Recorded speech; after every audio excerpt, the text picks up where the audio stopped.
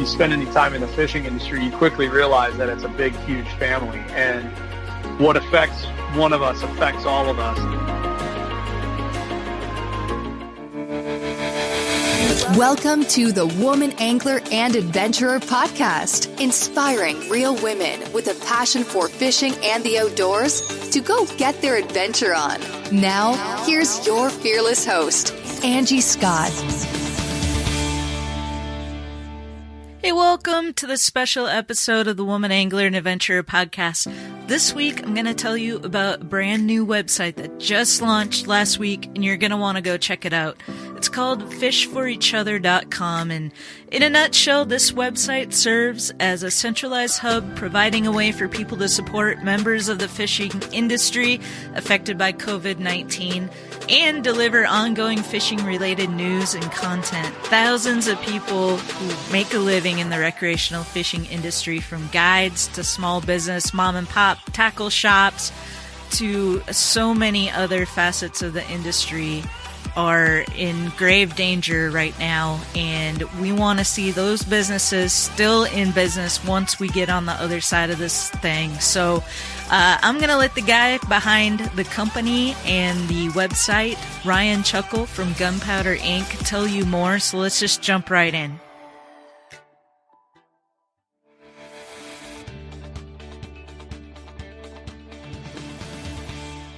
Ryan from Gunpowder Inc., welcome to the Woman Angler and Adventurer podcast. Thanks. Thank you for having me. Yeah, thanks for coming on. So I just got wind, the reason why I wanted to bring you on is I just got wind of this brand new website that just launched called fishforeachother.com. And I was looking at it this morning and I was like, what a great concept, especially in the times that we're in right now, which I imagine is possibly what brought it about. If you could you talk a little bit about what the website is and how it came about? Sure. Yeah. Thanks for, I'm glad that it caught your eye, and we're pretty excited about it. Obviously, this everything that's going on right now is impacting everyone. I don't think there is a person in the world that isn't going to feel the effects of this. And,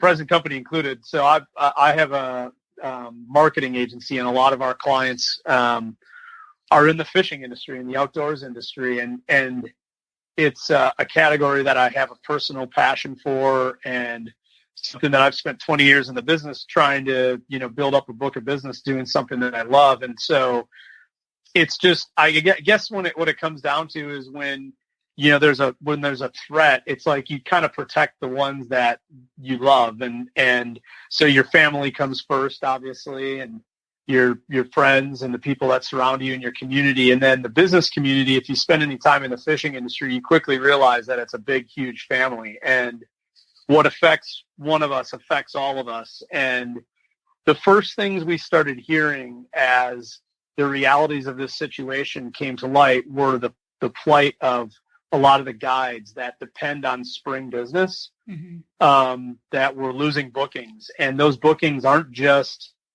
important because they're able to be on the water taking somebody fishing, but because that represents revenue. And when you start to chip away at somebody's busiest time of year, especially a sole proprietor, it's hugely impactful. And so it just struck us really quickly that those are a lot of those guides, a lot of the people that are running small independent businesses are really the lifeblood of the fishing industry. They're the influencers.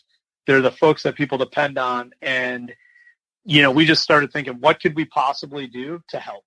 Right. Yeah, a lot of people don't realize some of these guides, like, this is their time of the year to make their money to sustain them for the rest of the year, when what they're doing really isn't in season or whatever. So I've been seeing that a lot especially down in Florida. A lot of people are really going to be hurting, and as this kind of all these things roll out and there's changes every day, it seems like, as far as who's allowed to go fishing, what you're supposed to be doing, what you shouldn't be doing. In the beginning, at least, everyone was like, oh, the fishing industry is thriving because, this is one thing you can do to go out and still be social distancing, but not so much when you're a guide. Right. Yeah. It's that's kind of the great irony of this, is that, I live in Wisconsin, and we live in a little area called the Lake Country, and it's filled with lakes, and there's little ponds and streams. And the experience I've had and others have had locally is that we see more people fishing right now than ever before. And I'm hopeful that the positive legacy of this whole thing is that it brings more people into the sport. I know that, from some of our clients, we've heard that a lot of the sales at Walmart are doing really well with combos, entry-level products. That's exciting. But at the same time, that doesn't necessarily put any dollars in the independent tackle guys' pocket, because they're closed. Maybe they're doing curbside. Maybe they're trying to build up an online business when they've really depended on foot traffic. And it definitely, based on the social distancing restrictions, does not put a dollar in a guide's pocket. So maybe down the road, but man, we just got to get people through these next few months, or however long it takes to get through this time where, unfortunately, we've got to fish alone or with people that we're spending time with. And so these guides and these independent tackle shops and dealers need help, and they need business. And so the idea behind the site was essentially to say, I don't think any of us feel like we're going to solve it all at once. Yeah, this is going to take millions and millions of dollars to correct. And that's not just money that comes from the government, although they're doing their part, I think, to help some small businesses and sole proprietors with some of the SBA stuff. But it's going to take consumer action. It's going to take people spending money. And right now, that's a hard thing to ask people. It's a hard thing to ask people to give right now, because everybody is being impacted financially from a business and personal standpoint. What we're saying is, and the goal of this site is to say, look, there are places that are open for business maybe in limited fashion, but we want to direct people to what those places are and help at least bring some additional awareness.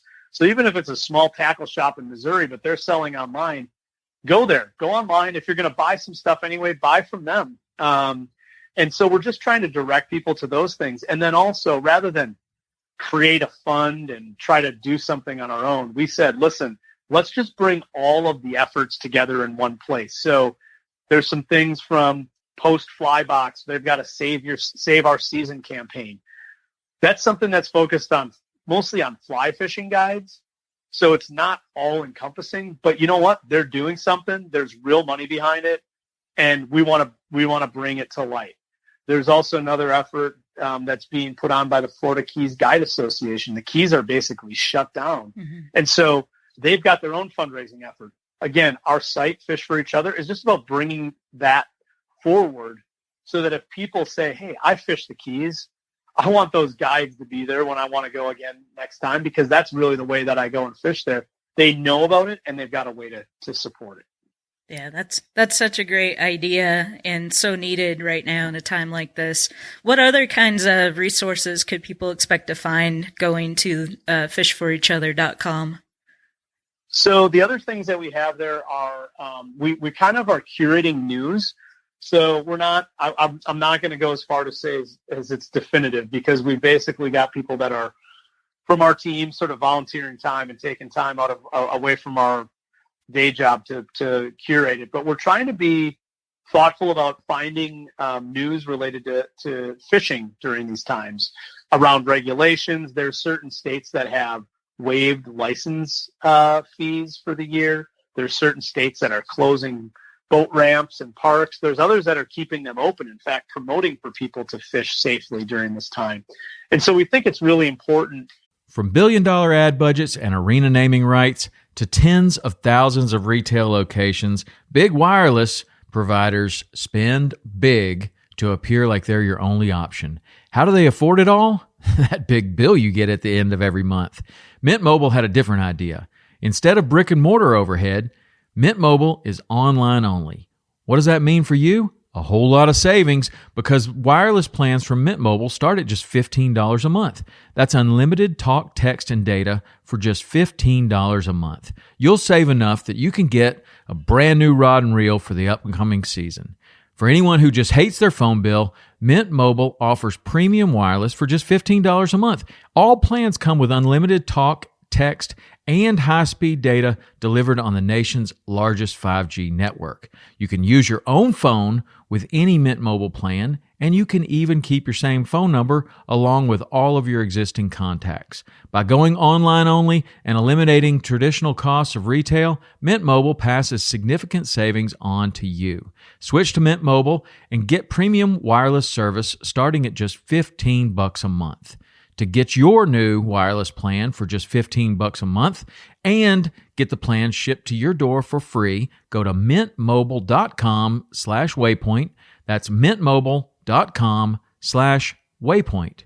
Cut your wireless bill to $15 a month at mintmobile.com/waypoint. That people have a place to find that information. Of course, they can always go to their state, DNR, Fish and Wildlife, but this is sort of a place for people to stay on top of all the news as it surrounds this particular issue. Even there's some opinion pieces in there that we just may or may not agree with, but find interesting because it is a really interesting time and lots of dynamic things that are changing. So trying to put some news out there. And then we've also, we've just tried to pull together some content that, if nothing else, is entertaining. And even in places where people can't get out on the water, just ideas on, pieces of content that they can consume that just keep people in the frame of mind and the people that love fishing, that they can sort of live vicariously through some cool videos and pieces of content as well. Yeah, that really impressed me this morning, just looking at it. I didn't know Guy Harvey was doing this live video series on his Facebook showing, people art and how, some of his processes and, that's great for kids right now when they're home from school to get some art in there. And if it's fishing related, hey, that's all the better. So I was really excited personally to see that. So I think your team is doing a really great job on the content that they're putting on the website. And I'm sure that that's only going to continue as we get further into this. So great job to everybody that's working on it so far. Thanks. Yeah, we've like I said, we all love to fish. It's an industry that is as much about the passion for the sport and making sure that it survives and that we expose more people to it. And coming out of this, we've got to keep as many people employed, keep as many people engaged in the category as possible. And so yeah, we appreciate you spreading the news. It's just it's something that is.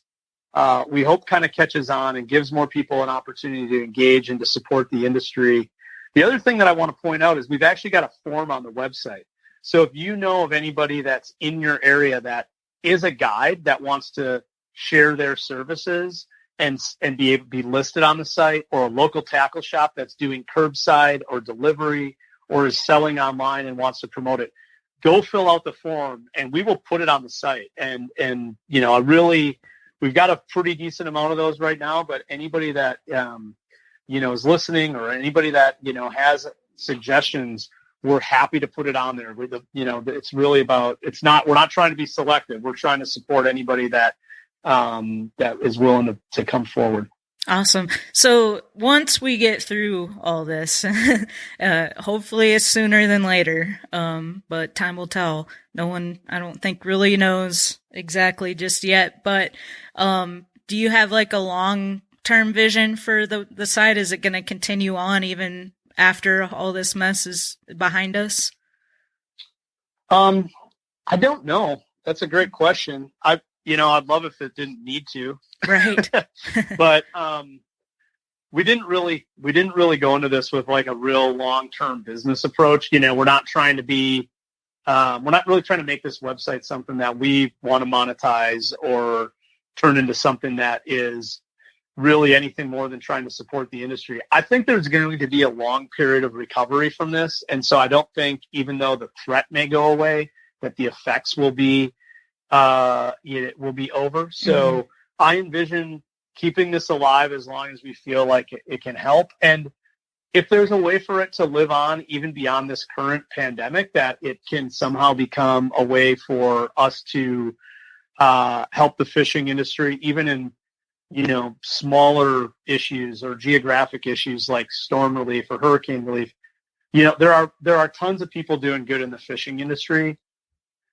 We don't need to replace that. What we're trying to do is bring more of that to light. So if it lives beyond that, this current situation, I would see it in that avenue. Just again, trying to bring more focus on ways that we can help each other. As the name says, I mean, we kind of kicked around names for this. It's really like, listen, we're all in this thing together. I've heard a lot of people say that over the course of the last month or so, as this has really become a challenging time for not only the industry, but for our country and the world. And I truly believe in the world of fishing. We always have been in it for one another. The fishing industry's always stepped up to help people that need it.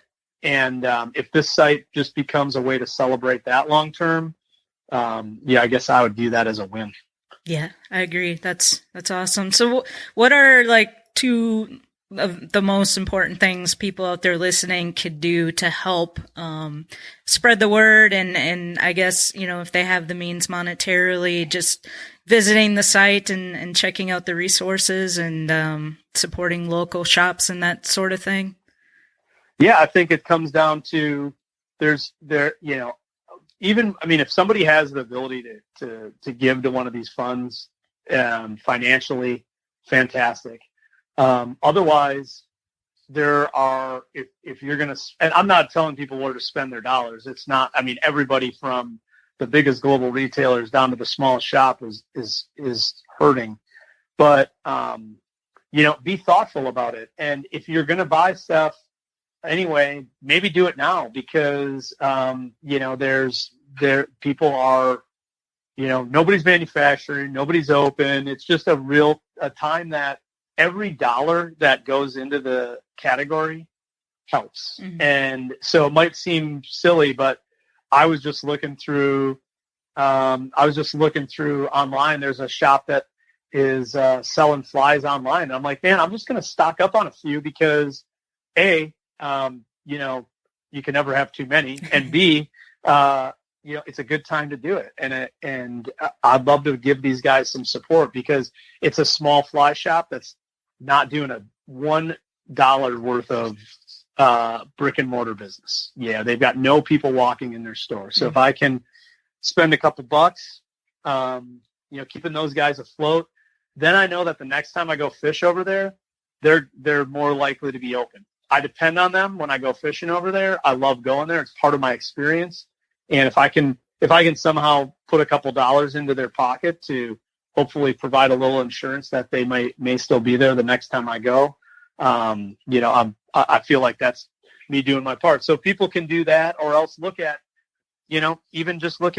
what guides are booking trips further out. And, again, if you've got the financial wherewithal, if you're thinking about doing something in September, why don't you book it now and give that guide a level of confidence that they're going to have that booking when things turn the corner. And again, not trying to predict when we're out of this or when that would be appropriate, but looking forward is and trying to be optimistic is, I guess, one way to potentially at least give these guys the confidence that their business will return as things even out a bit.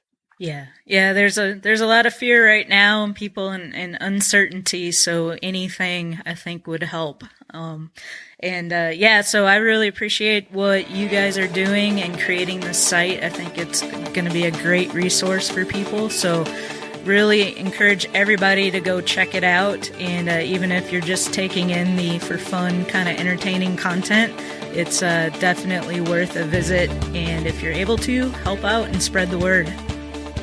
Awesome. Thank you so much. I appreciate, again, you supporting us. Yep, of course. And thanks for your time. Thank you.